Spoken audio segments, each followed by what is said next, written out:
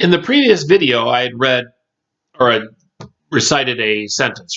Rocky had slowly got up from his mat, planning his escape. The lock that held him was strong, but he knew he could break it.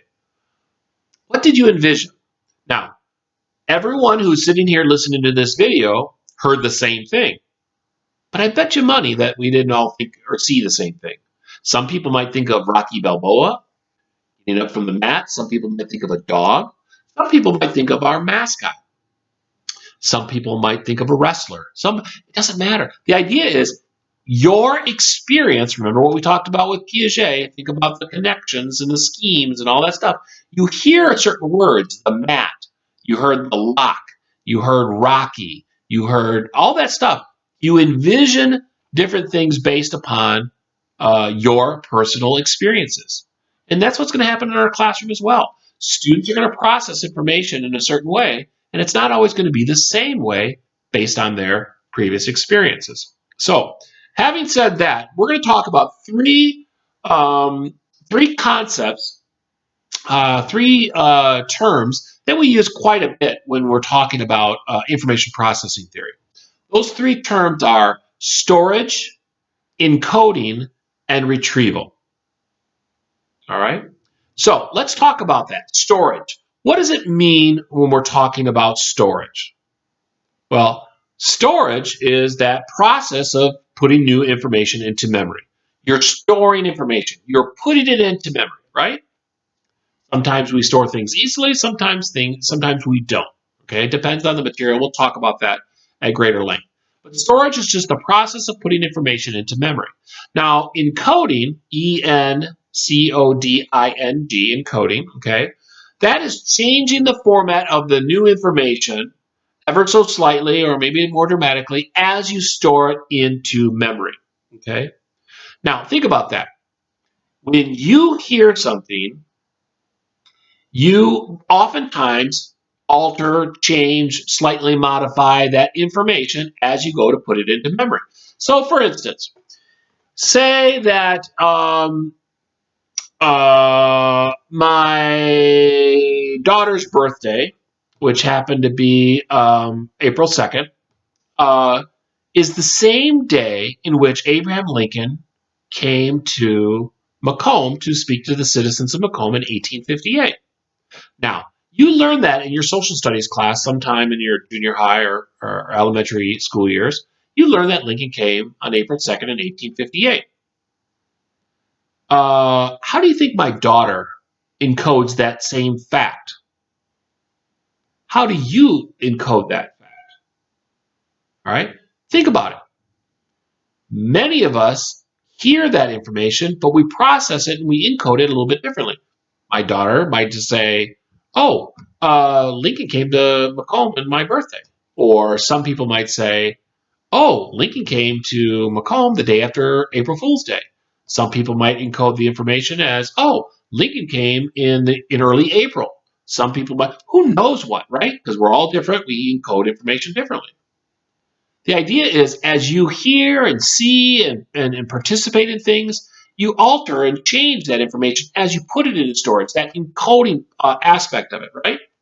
Now, first of all, it wasn't my daughter's birthday, April 2nd, and Lincoln didn't come to Macomb on April 2nd, so just made that story up just for the sake of this video. But anyway, but think about this. In a classroom, we oftentimes teach a lot of material, and we have to think about when we're encoding information, sometimes teachers will speak to the gist of information, or they give you the gist of information. What is that? The gist is kind of like the big picture, the main idea. And then sometimes they require or they teach things verbatim, right? How about you as a student, when you're processing and you're encoding that information, when you're taking that information in, is one method more effective than another? Teaching to the gist or teaching stuff verbatim? Does one help you better? Well, what you're probably going to find, and if you think about that, and some of you have different responses, but when you think about that, I imagine that it depends on the content. If you're learning stuff that is very situation specific or content specific, like you have to learn a series of tasks, like doing some mathematics, algebra, physics, or chemistry. You're doing things. There's processes that you have to follow, step by step by step. And if you miss one step, it kind of screws up the whole thing. So in those, or how about this? Say you're in a play and you're learning the lines for a play. Well, I certainly don't think we want you to start ad-libbing Shakespeare, right?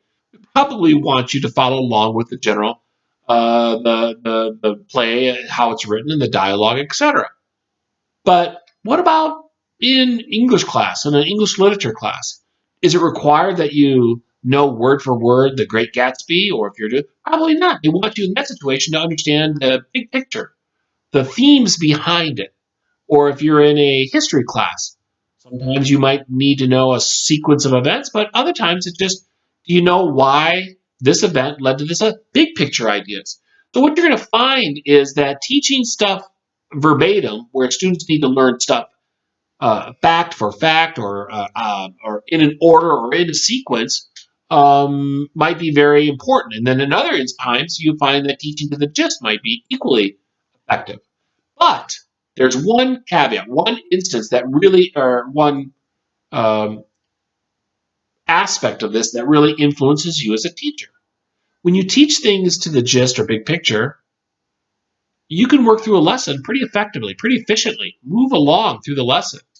When you teach things verbatim, step for step, everything slows down because it's a heck of a lot harder to remember all of the steps. So as a teacher, our lessons get very drawn out, very lengthy. And when we're trying to achieve a certain objective or goal by a certain time, we have to be very cognizant of that. So keep that in mind, that when we need students to learn things verbatim, it's going to take a lot more time, a lot more practice. Whereas if we teach things to the gist, it's probably going to be, we can be much more efficient with our time. The third concept that we use quite a bit in information processing theory is retrieval. That's just the process of finding information that's previously been stored in memory. Sometimes it's easy, sometimes it's hard. Think about the things that are easy to retrieve. Things we use a lot, information we use a lot, things that were recently done, things that have meaning to us, things that we're interested in. Think about things that are hard to retrieve. Um, Facts from a long time ago, stuff that we're not interested in, things that don't have any sort of cohesiveness, abstract ideas. So, as a teacher, our job is not just to teach stuff, but we teach stuff in a meaningful way so that later on they can retrieve the information. So, we have to think about not just about how we teach it, but in the manner in which we teach so that we can facilitate later retrieval. Okay? So, having said that, you'll notice that when I start talking about information processing model, or the three component model, I'm referring to, and you'll see it in your PowerPoint, Atkinson and Shiffrin's model. You'll see I have it up here, okay? It is the SR to working memory or short-term memory to long-term memory. And I also have a model in our PowerPoint that's a little bit more detailed, colorful, et cetera, et cetera. But that's what we're referring to when we talk about the Atkinson or the three-component model. Okay. Now, when you'll notice in the three-component model is that it all starts with input coming through into our sensory register. All right. What is our sensory register? That is where we basically hold on to the information essentially in its original form, okay? And we detect this information via our senses through sight, smell, sound, touch, etc., right? And we can hold a great deal of information at one time in our sensory register. Think about this. I try to draw it, and you'll see it in the PowerPoint as well. I try to draw larger blocks here for the SR and for the LTM or long-term memory, and then a smaller one for working memory. And the size of those blocks will help us visualize what we're talking about here. But the sensory register is where it has a very large capacity. Think about this. Look around the room that you're in right now. Look at all the different colors. In my room, I've got brick on my walls where was the exterior of the house originally until I added on. And you'll see I've got black shelves, I got wood floors, I've got a rug, I've got colors, green, I got lots of stuff, right? You close your eyes. Now, because it's a room that's very familiar with us, we can remember a lot of that information. But imagine you're in a classroom. Imagine you're outside. It's very difficult to you could take that all in, large capacity, you could pull a lot of information in, but as soon as you close your eyes, a lot of that stuff, if it's not familiar to us, just drifts away. What does that mean? It means that our sensory register has a large capacity, but a relatively short duration. Unless we do something with it, it goes away or fades away pretty quickly. You'll see that I talk about a couple different memories. You think about visual information. We'll talk about that as typically being like iconic memories, but that's lasts basically for less than a second or so. Then we have our auditory information, which we'll call echoic memories. Echo. Anyway, echoic memories last a little bit longer because sound travels a little bit longer, 2 to 3 seconds. But basically, unless we do something with that information, you will find that that information leaves you pretty quickly. Okay, so the goal for us as a teacher is to take information for our students to take information in, but they have to do something with that information. What does that require from us? It requires that we have to get our students' attention, right? If we want to get information from the sensory register to the working memory or short-term memory, we have to get our students' attention. And when you think about working memory, we'll talk about that here in a second, many theorists believe that attention is key to moving information to working memory, and many believe that that is also the greatest constraint in cognitive development. Okay, it's difficult to attend to many things at one time. Therefore, attention has kind of a limited capacity. But the idea as a teacher is, I need them to do something with this. In order for them to do anything with this information, I got to get it out of their sensory register and I got to get it to their working memory, okay, their short-term memory. And so it all starts with attention. So how do we get and maintain our students' attention? Now, think about this. Are you easily distracted yourself? Do you study in quiet? Why? Do you study with the music on? Do you study maybe with the TV on? And if you study with the music on, is it new music or is it music you've heard a lot before? Maybe on a playlist on Spotify that you've heard a bunch of times. Or you have TV on. What are you watching? Did you just go download a new movie, or did you pick something up from Redbox? It's a brand new movie. You come home and you're going to study, and you put that movie on. Probably not. Why? You'll find that you start watching the movie more. Some people might have something like Friends on or Office, The Office. They've seen it so many times it really doesn't matter. Why do they do that?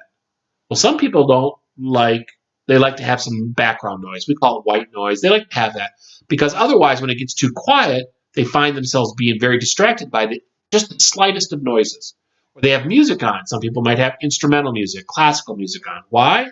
Because it doesn't have any words. They've heard it a bunch of times. The idea is when we think about attention, attention is a resource, a limited resource. And if you're trying to study effectively, having TV on, having the music on, having people talk, unless you are, it's something that's old and very familiar to you, where you can not pay attention to it, you're going to find that that stuff is oftentimes very distracting. There's this phenomenon, it's called the cocktail party phenomenon. And basically what it is, and I oftentimes in class, there's an activity I'd like to do here. It's a scavenger hunt. And what you find is when people go on a scavenger hunt, when they're focused on trying to find things in that on their list, and you start hearing people say like, "Oh, I've got this," or "I had this," you'd be amazed at how suddenly people are turning and looking who's got what. It's like, listen, in the cocktail party phenomenon, you could be talking to one person, and suddenly you hear your name, and what do you find yourself doing? You find yourself looking to see who said your name. You just are compelled, you're drawn to find that out, right? That's because attention is a limited resource and we can't be doing more than one thing at a time. I know people think, oh, I'm multitasking. Truth is, most often you're inadvertently going from one conversation to the next conversation to the next, back and forth, right? And that's what exemplifies or demonstrates the limited capacity of attention. So I'll talk about something about attention in the next video as well.